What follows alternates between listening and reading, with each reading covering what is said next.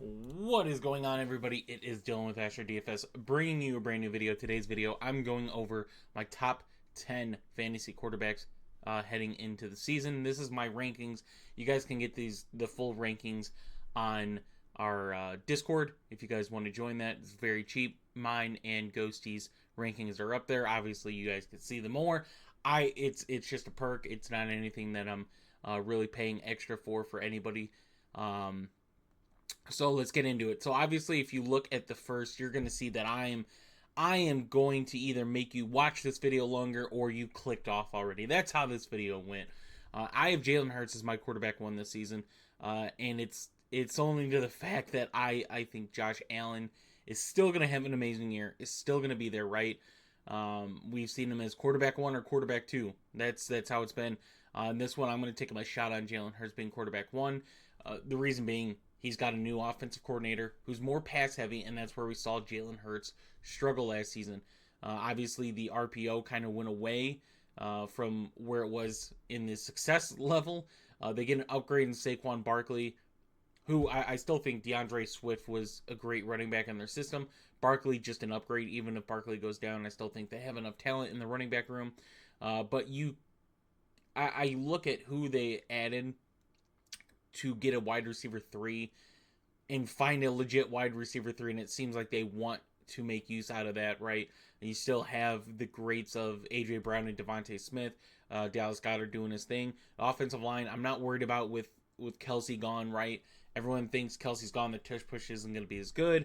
The offensive line isn't going to be as good. Now, granted, it's going to take somewhat of a hit, right? Obviously, the experience that Kelsey gave, the experience of making adjustments on the offensive line is going to be different, but you got to remember Jason Kelsey picked out, like, legit helped them pick out his replacement. So I think the Philly offensive line is going to be still amazing like it always is. Jalen Hurts is still going to get his tush pushes. He's going to get his rushes. But I think the upgrade in the passing game is what's really going to make the difference here for Jalen Hurts, and that's why he's my quarterback one. Josh Allen going to quarterback two, right? He's got a full turnover at the receiving room, basically, right? So you had Stephon Diggs, Gabe Davis as your wide receiver 1 and 2. This season, I'm looking at Keon Coleman and Khalil Shakir being the 1 and 2. People want to say Curtis Samuel, MVS, right? I think Curtis Samuel is going to have games where he's going to make an impact, and then he's going to have games where he has none, right? Curtis Samuel is a good wide receiver in the NFL. That's why he's lasted. That's why teams want him. He's a good wide receiver. I don't think he's special. I don't think he's going to be the wide receiver 1 on this team. It's going to be Khalil Shakir or Keon Coleman. I'm leaning towards Khalil Shakir. Now, you still have Dalton Kincaid, who I have Dalton Kincaid having a better year, right? Some of the other guys want to say whatever reason, I'm picking Kincaid. That's what you target in a tight end is a tight end 1 who's the first or second read. And I have a feeling Kincaid's going to get a lot of reads. Dawson Knox is still there, right? We're going to see more 2 tight end sets out of the Bills with Knox and Kincaid. And even if it's 1 tight end, that does not mean that Kincaid's going to get off the field because Knox is on there. They're going to find a way to get Kincaid on the field. He's very talented. So Josh Allen, just number 2. It's just a slight decrease in the passing game that's going to happen. Still the rushing upside there. I like James Cook this season. Offensive line is still going to be a Bills offensive line. They're going to have a majority of good games for Josh Allen, right? They're going to do what they need to, but I'm just looking at the passing decrease for Buffalo kind of being that factor. And then number 3, Patrick Mahomes. I think you look at what Kansas City went and did this offseason, right?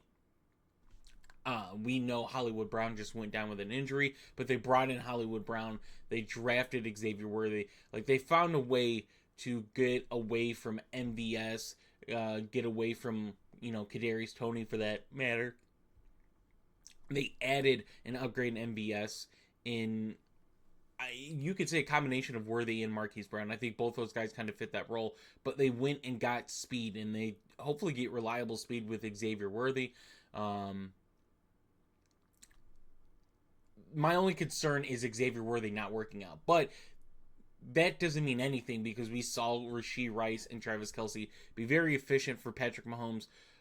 towards the back half of the season. Obviously, with Nagy calling plays, I don't like Casey's offense as much as I would love Andy Reid calling every play. But with Nagy having, the offensive coordinator job, that's a lot different. But I still think Patrick Mahomes has a really solid year. You saw what they've added. They've added a lot of new running backs. They've added Worthy and Marquise Brown in their wide receiver room. Got Irv Smith to be another guy to back up Kelsey in case something happens to Kelsey. So they've added weapons. They want their offense to be back to what they were. Obviously, they don't need to with how good their defense is, but I still think that offense needs to be more efficient than they were last season. Number 4 for me is Lamar Jackson. This is pretty standard, 3 and 4. Lamar Jackson at Baltimore. You get Derrick Henry, and that I think unleashes Lamar's rushing game more than what it has the last few seasons. We saw what it looked like when Lamar's running game was very good and his rushing upside was higher, right? I think Lamar had a good year in the passing game. Mark Andrews had some injuries. We're hoping Mark Andrews is healthy, but still you have Isaiah Likely there as another backup piece. Andrew's still way better than Likely, but for what Likely produces to the team, right? They're hoping Bateman takes a step up. We'll see if that's true or not. Nelson Aguilar going to be the other wide receiver there. In the running back room, they add another piece, but I'm really hoping Mitchell gets healthy and could be the more explosive back there for Baltimore. Obviously, Derrick Henry's not there to be what he once was. He's going to be there to be a guy that makes you put players in the box, right? You're going to have to play 7 in the box against Baltimore at all times when Derrick Henry is on the field. So Lamar Jackson, gets the upgrade in Derrick Henry. That's pretty much why he stays there. The rushing upside is going to be better. Number 5, I got Anthony Richardson. This one for me, just seeing the small sample size that we were only able to see last season, he had multiple injuries, and then one that ended up ending his season. The Colts have a fairly easy schedule this season compared to what some of these other quarterbacks have on this list. His rushing upside is crazy. We saw what Steichen was able to do with, Jalen Hurts. He gets Mitchell, right? You have a competition for your 3 wide receivers. Jelani Woods is going to be back. I'm very, very hopeful that Jelani Woods kind of solidifies himself as that tight end 1. He's a big body with some speed, and at the tight end position, that's amazing, right? Creates another threat. Obviously, the offensive line improved, and Jonathan Taylor is still there. So I like the Colts. I like Anthony Richardson, a very upside, right? But Lamar, Josh Allen, Jalen Hurts for that rushing is going to take that almost every time for me. And number 5. Number 6 is Joe Burrow, right? This one is very hard. I think Anthony Richardson and Joe Burrow are right next to each other in my rankings. Well, obviously they are, but I mean a lot closer to where I was almost putting Burrow ahead of Richardson. But I think this is a great bounce back season for Joe Burrow. I think with since he's going to do this year offensively, right, without Joe Mixon, they add Mike Gesicki to their tight end room, which I don't think does much, but Zach Moss, Chase Brown kind of going to try to replace Joe Mixon for what he was for the team. Tyler Boyd gone, right? There's 2 wide receivers fighting for that wide receiver 3 spot, and it's a good competition. It's not like it's lackluster there. I hope it's Burton, but we'll see what that looks like. I think either way they're going to be really good. The offensive line's still going to be very good, right? If you see who the Bengals tackles are, how big those guys are, like Joe Burrow should get protected more than he has.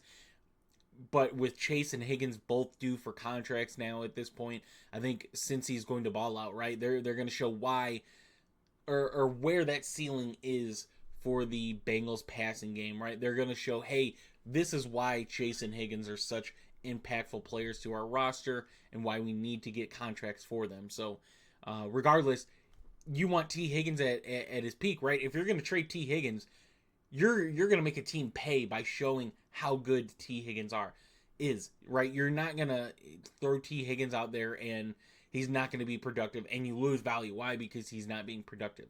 They're going to make T. Higgins very good as well. So that's why I have Joe Burrow at 6. Yet again, Joe Burrow's schedule is fairly easy compared to some of the, or not compared, but to the defenses he's going to play this season. I like Joe Burrow a lot. Number 7 is CJ Stroud. The only reason CJ Stroud is at 7 for me, right? I think you're paying a steep price for CJ Stroud for what he did last season. Last season, he had one of, if not the best rookie seasons you could possibly have for a quarterback. Gets his offensive coordinator back. The offensive line improves. In my opinion, you get a slight upgrade in Mixon from Singletary. Obviously, you add Stephon Diggs. I think Houston's wide receiver room, for what it's worth, is the most depth wide receiver room. You could say a team like Kansas City, I guess. But as far as top to bottom talent with Houston, Noah Brown, John Mechie back there, behind Tank Dell, Stephon Diggs, and Nico Collins, like they have a very deep wide receiver room. We already know Dalton Schultz is there. And then Houston's defense got better. Way better, in my opinion, than how they were last year. And they're young, so they're getting more experienced at that, too. So CJ Stroud right there at number 7. Obviously a bump up from where he was last season. Number 8, Kyler Murray. A lot of people are hopeful for Arizona and what they could be this season. I know what Kyler Murray can be. Kyler Murray could be a number 1 quarterback, right? He could be the number 1 quarterback for his rushing upside that he does, right? We've seen it. We've seen when he had DeAndre Hopkins and Marquise Brown there in Arizona. Last season, Trey McBride has a crazy season. But you have to remember, Michael Wilson was out. And Michael Wilson's a wide receiver 2, wide receiver. He's a wide receiver 3 on a lot of teams. But he's a wide receiver 2 here. You add Marvin Harrison Jr. Great. The offensive line got upgraded. Like, in experience, for that matter. They add Trey Benson to their running back room. It was a good piece. I think the running back room with Michael Carter, Trey Benson kind of competing for the running back 2 behind James Conner is good. I think the upside for Arizona, especially with how their defense is built, right? Their defense is not built to really keep their offense in games. Their offense is going to have to do a lot. They're going to play from behind, and that's good sometimes, but you don't want to always play from behind. There's not a lot of good that's going to come out of it. You look at who Marvin Harrison is going to face as far as corners this season. It's going to be very tough for him. He's still going to get his. He's still going to get targeted a lot. So is Trey McBride. I just don't love it. I don't love the situation there in Arizona. They could be a team that upsets, right? If their offense clicks and their defense makes holds. I just don't love their defensive side, which affects offense. It does, whether you want to admit it or not, right? Look at Philly's defense, Buffalo, KC, Baltimore. These defenses are impactful defenses too that make their offense get on the field and make them more efficient, right? For a team that doesn't always have to play behind, they're going to be a lot more efficient because the defense is going to be aggressive on trying to get the ball back for their offense. So Kyler Murray at number 8 for me. And then number 9, Jordan Love. This situation, right, you could say Green Bay's wide receiver room is another one that could compete with Houston's with 4 wide receivers. But no one stands out as a wide receiver 1, and I don't think you can, right? I think Green Bay is very satisfied of using and utilizing their 3 wide receivers. You can have 4 wide receiver sets, but why would you when you have Luke Musgrave and Tucker Kraft there? They get an upgrade in Jacobs, over Aaron Jones. I wanted to say Jones again. But Josh Jacobs, an upgrade over Aaron Jones, in my opinion, for this offense, right? Aaron Jones is still a great running back, and you saw the difference when Aaron Jones was on the field for Green Bay versus when he wasn't. The offense just looked so much better. Josh Jacobs, hopefully healthy, able to do that and fill that role. They add Marshawn Lloyd to kind of help that running back room. They somehow bring back A.J. Dillon. Maybe he finally does what we thought he could after his rookie season. But Jordan Love and that passing game for Green Bay, right, is if Jordan Love can do what he did last season, they're going to be a very real threat for the NFC. Obviously, that wide receiver room that is very young gets another year of experience, right? Another offseason clicking. You know that you have 4 wide receivers that can make an impact for you. And that's why I have Jordan Love at number 9. Number 10 is Dak, right? Oh, man. Dallas did nothing. They did nothing in the offseason, right? They bring back Ezekiel Elliott, which you lose you lose the inside the 20s there, right, with Tony Pollard being gone to Zeke. You're hoping Rico Dowdle, Malik Davis, Deuce Vaughn, one of these running backs becomes that guy. But they're getting Ezekiel Elliott, who's a great pass blocker, who's very efficient, that Tony Pollard wasn't in the red zone, especially in the goal line. And that helps Dallas in that aspect. But they're losing a big part of the running game. They did not add a rookie running back, right, that they could have in Brooks, Benson, right. They could have added somebody to that running back room to get the explosiveness there. But I like Zeke. He's not going to be a guy that breaks away for 20, 30-yard rushes every now and then, right? He may get one, right? It may happen, but he's a guy that's going to get 4 to 5 rushing yards, right? That's what you're hoping for, is 4 rushing yards, a rush. But their running game took a hit, right? Michael Gallup gone off the team. You still have CeeDee Lamb. We don't know what that's going to look like. You may have CeeDee Lamb. I expect CeeDee Lamb there, but you still have Brandon Cooks there, Tony Ferguson, right? Jalen Tolbert looking to be the wide receiver 3, which I was kind of hoping for in past seasons, but maybe we get it now. So yeah, them not adding, like, I like Jalen Tolbert, I like Brandon Cooks. Them not adding a running back to improve that running back room. Them not adding a wide receiver to compete, right? I still think there's a list of wide receivers. Like Hunter Renfrow would be a perfect name for Dallas to go after and compete with Jalen Tolbert. I like Jalen Tolbert. I really do. But they need to add somebody to get to that competition there. And Dallas's schedule is still a tough schedule, right? Obviously, you get to play the Giants and the Commanders twice a season, which helps. But overall, it's the Dallas Cowboys. People want to watch them. They're going to be on primetime games, tough games, and it's concerning, right? So that's why I have Dak at number 10. Obviously, you guys can see the other ones there. You can get my full list. Like I said, if you guys are interested in joining our Discord, the link for that will be in the description. I will have my running back, wide receiver, and tight end list going out this week as well. So if you guys like this one and want to see my other top 10s, check that out later in this week, and I'll see you guys in the next one.